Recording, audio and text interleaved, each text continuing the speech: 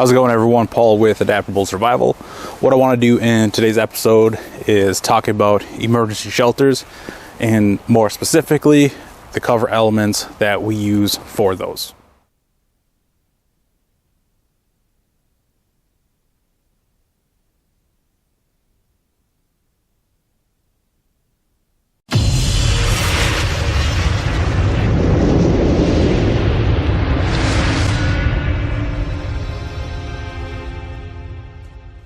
So let's set a little bit of groundwork of why emergency shelters are important. Now, the human body, when exposed to the elements, can develop some serious issues pretty quickly, depending on environmental factors, temperature, if you're wet, yada, yada, yada. I'm not going to dive into those in this episode, that's a discussion for another video.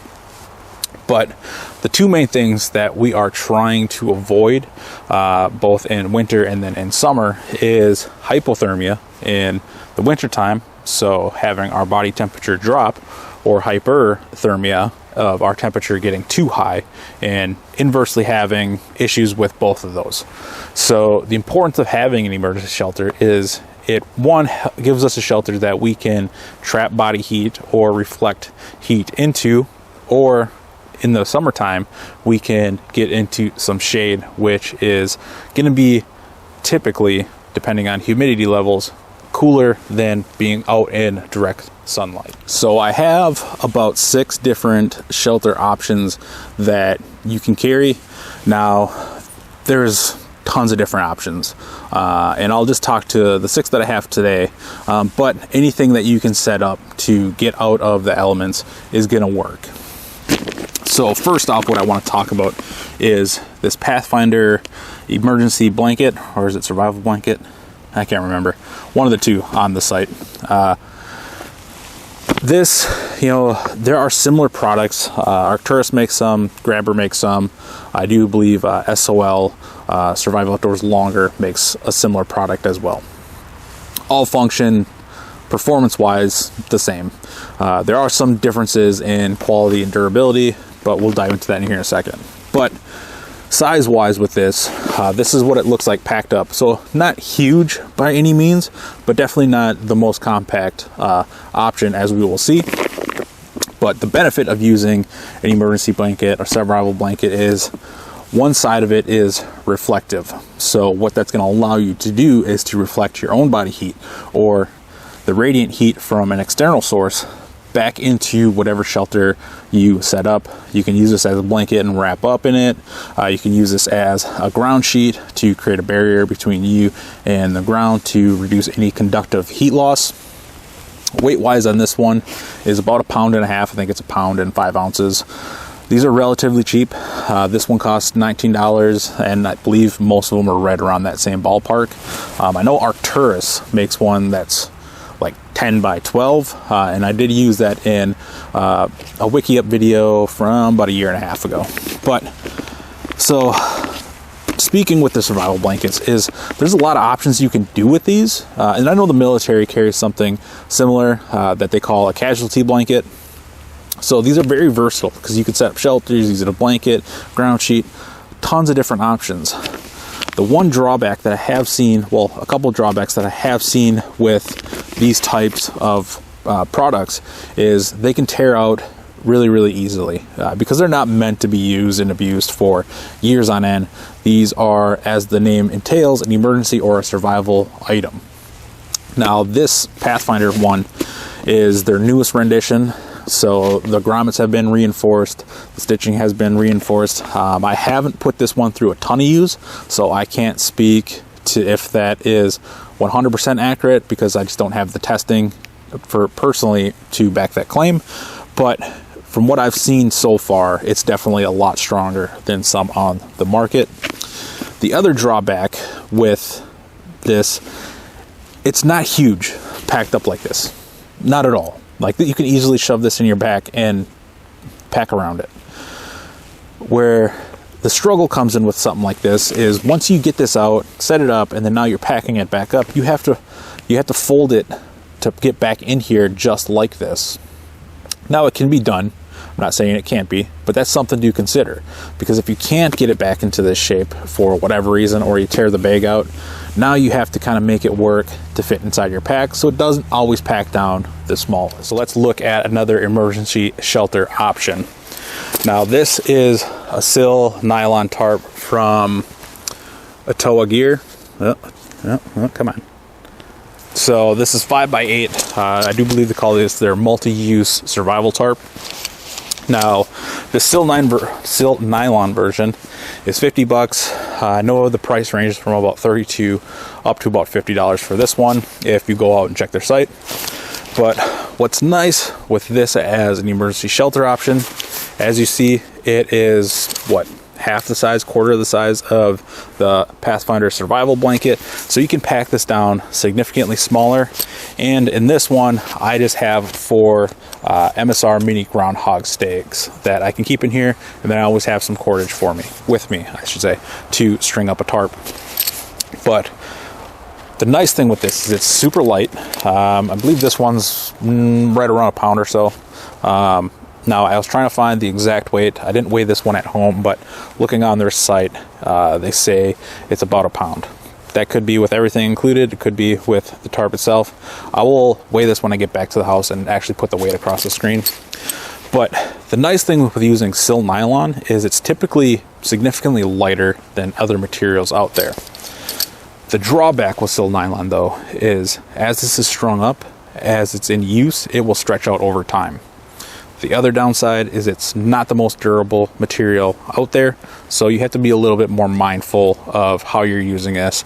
You aren't going to be dragging this across the ground or hauling firewood with anything that is Silnylon, but this gives you a nice compact option to always have an emergency shelter with you. So the third emergency shelter we're going to take a look at is the T60 from Cracker Bushcraft. Now, I've met Dan before. He's been my instructor for a few of the survival classes that I've taken. Really cool guy. Definitely highly recommend you check out Cracker if you haven't yet. But I picked up this T60 about a month and a half ago because I've seen it for a really long time. It's been out for a few years now. But I'm really intrigued with it because, number one, it weighs 6 ounces. Number two, with the material it's made out of, like this fits in the size of my palm. The material with this, where the Atoa Gear was made out of Silnylon, this is made out of xenon.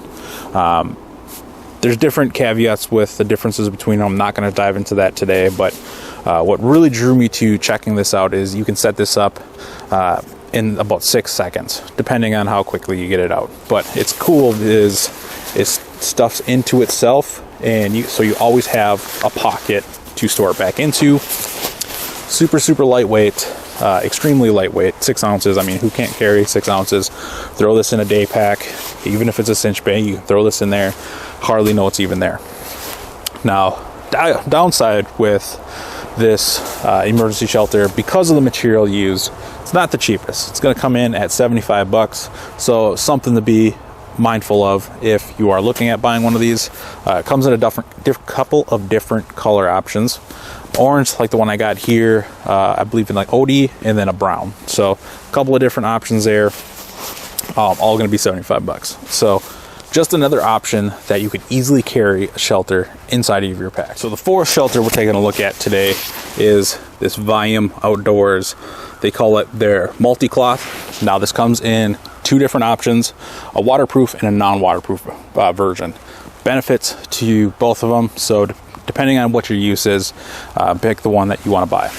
Now, Volume Outdoors is a company I've come across pretty recently, so I wanted to pick up a few of their products and start trying them out. So I just recently got this, so I can't speak to the use of it, the quality, all of that. But what intrigued me with this is because Volume Outdoors makes products for backpack hunting, this is very multi-use because you can process game on top of it. You can store your gear if you have to do something, if you're scouting, if you're glassing, anything like that. Because this one here is 6x4, so not huge by any means, but not small by any means as well. So with something that is, this big, this can fit into a cargo pocket. You have a full shelter, emergency shelter option, sorry, having a few brain farts here, that you can easily store inside your pack, whether that's in the brain, in the lid, in a side pocket, in your cargo pocket, in a jacket pocket. You could put this just about anywhere. Weight-wise, this is 5 ounces for the ground cloth itself, or the multi-cloth itself. With this added pouch, 6.5 ounces. I'm not worried about 6.5 ounces. But less than half of a pound, less than half of a pound, you can throw this in any pack that you're carrying, similar to the T60. What's nice with this pouch is there's more than enough room on the inside to put some tent stakes, put some cordage. So now you have a lot of different options to set up an emergency shelter if you need to. So with this option, this is going to be by far the largest, but also the heaviest option that we're looking at today in today's episode. This is the Marine Corps field tarp. Now I just have a hank of paracord wrapped around it to kind of keep it all bundled together.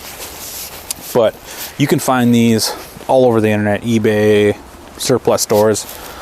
The thing to be aware of, though, if you decide to go with one of these, is watch what condition that it's in. I got lucky and scored this one from a surplus store that closed close to me a couple years ago for $20, and this thing is brand new. A lot that you'll find online will have to be repaired to some degree, whether there's tears, rips, holes. You're going to have to do some repairs if you're not careful when you are buying one of these. But price points vary from around $30-$40 on up, so just be mindful when you're shopping for these. But this is, like I said, this is by far the biggest footprint out of the shelters that we're looking at right now, because this is 7.5 by about 6 3/4 foot of space. So you can do a lot of different shelter configurations with this tarp. I also said this is the heaviest, coming in at about 2 pounds.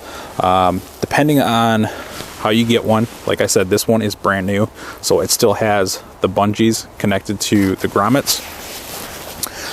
I can use those as I'm setting up my shelter and have something to connect to. You know, just another option out there. Don't necessarily need that bungee on there, but when I seen this, I think it was brand new, I had to pick it up. Now, what's nice about this is there's actually snap buttons. I have one here that I can show you. Let me back up here. So if you have 2 of these, which I have another one at the house, you can actually snap 2 of these together and make an even bigger tarp out of the 2 of them. But this gives you another option. It's camo, so if you are doing secret squirrel and don't want to be found out in the woods, you have a camo option here. Not super expensive, but just another option that is on the market for an emergency shelter. Now, the last option that I want to look at today is this SOL XL emergency blanket. Now, these Mylar blankets get a bad rap because people are like, oh, they're not durable, they rip out, they tear. Well, yeah, because these are meant for an emergency use item only. You aren't going to be using these camping every single weekend or expecting these to be durable by any means. That's not the nature of why this product was created. It's meant to be a single-use item, and then you toss it and get rid of it. But where this fits in to the discussion that we're having today is this is by far the most compact option that I have with me today. This thing weighs just over 3 ounces and costs $8. So, you know, with all those things considered, I could buy multiple of these, have them stashed all over the place, and always have some sort of emergency shelter or emergency blanket to use if I need to. Size-wise on this, I believe it is 8x4, if I remember the dimensions correctly. And with all these, I'll throw the dimensions and weight and price all across the screen as I talk about them. But the other thing you can do with these Mylar blankets is you can tape these to a more durable tarp if you need to. So if you're out in the woods in a survival situation and you're like, oh man, I'm starting to, go hypothermic, got my fire set up, have my shelter set up, how can I improve the situation? I could tape this to my Atoa Gear tarp, my Marine Corps field tarp, and have an added way of collecting more heat quickly so I can combat any kind of environmental issues that are coming up. Now, I want to say I heard of that use from Josh Enyart in the last couple of years. So I want to say it was in his book, but I can't remember. It's been a while since I've looked at his book. I'll have to go back through that, but it just gives you more versatility. And you could put this with, like I said, that Atoa tarp and have a super compact system that gives you, one, a more durable tarp to use all the time, but also an emergency tarp to collect body heat. The other thing you could use this for, since it's orange and it's 8 foot by 4 foot, is use this as a huge signal panel. And this takes up no room at all. I could put this in my back pocket and it's no different from my wallet. So gives you a lot of options for $8. Now, like I said, not going to be the most durable option, but you have to consider that when you are selecting your gear. So with this episode, this is by no means saying these are the only options to go with, or these are the options to buy. At the end of the day, I don't care what you buy and decide to carry. My goal is to educate you on all the options available out there so you can better tailor your gear to whatever you're doing. Now, you can use a poncho, you can use a painter's drop cloth if you want to, or a sheet of plastic, or take a contractor bag and cut it in half and string that up as an emergency shelter. The goal is to always educate you on the possibilities, to give you all of the information to make the best decision for yourself. That's my main goal with this channel. That's my main goal as a content creator. That's my main goal as an outdoor educator. At the end of the day, it doesn't matter if you buy them or not. My goal is education and knowledge sharing. In the comment section down below, let me know what you're using for an emergency shelter or have used as an emergency shelter so I can explore some of those other options that are on the market, because I don't know everything. I need to relay with you guys and have those conversations back and forth to explore all the options out there. Also, let me know in the comment section down below any other tarps or shelters that I should be looking at. As we all know, I buy gear like a fiend, so always looking at new stuff. Don't forget to hit that like and subscribe button. That helps get more eyes on what we're doing here. The community that we're building helps bring people into that community so we can grow our knowledge base, so we can learn together and grow together. As always, this has been Paul with Adaptable Survival. Adapt your mind, your body, and your gear.